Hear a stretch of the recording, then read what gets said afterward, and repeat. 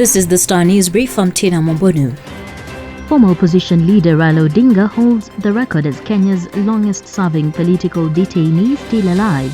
Despite years of agitation for pluralism and democracy, the presidency has eluded him in 4 previous runs. Deputy President William Ruto, the country's self-styled hustler-in-chief, has a date with destiny on Tuesday.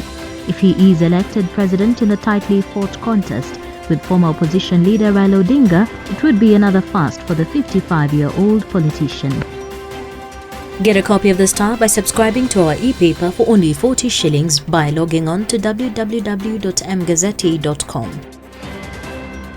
Claims of electoral malpractice, destruction of election materials and mix-up of ballot papers in some areas yesterday marred the IEBC's final preparation for today's polls. The IEBC was forced to sack 4 of its officials in Homa Bay for allegedly plotting to commit electoral fraud as unknown people destroyed poll materials in Chuka, Tharaka Nithi. Some counties received ballot papers meant for other areas, compounding confusion only hours before today's elections.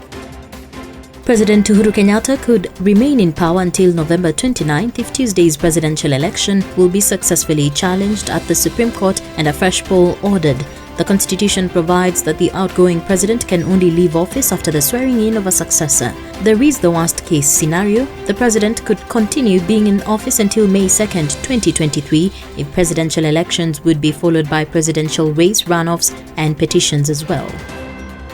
The Supreme Court upheld a decision delivered by the High Court in 2015 that declared the Constituency Development Fund unconstitutional. Led by Chief Justice Martha Koome, the bench said the CDF Act 2013 offends constitutional principles on the division of revenue, public finance and separation of powers. On the division of revenue, the court explained that part of the Act violates the provisions of the Constitution as it seeks to disrupt the revenue-sharing formula by directly allocating 2.5% of all the national revenue.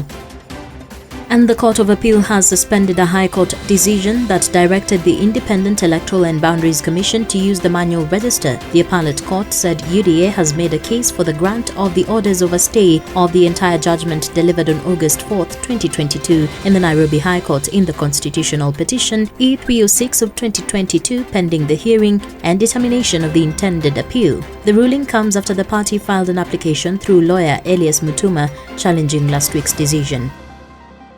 Get a copy of the Star by subscribing to our e-paper for only 40 shillings by logging on to www.mgazzetti.com.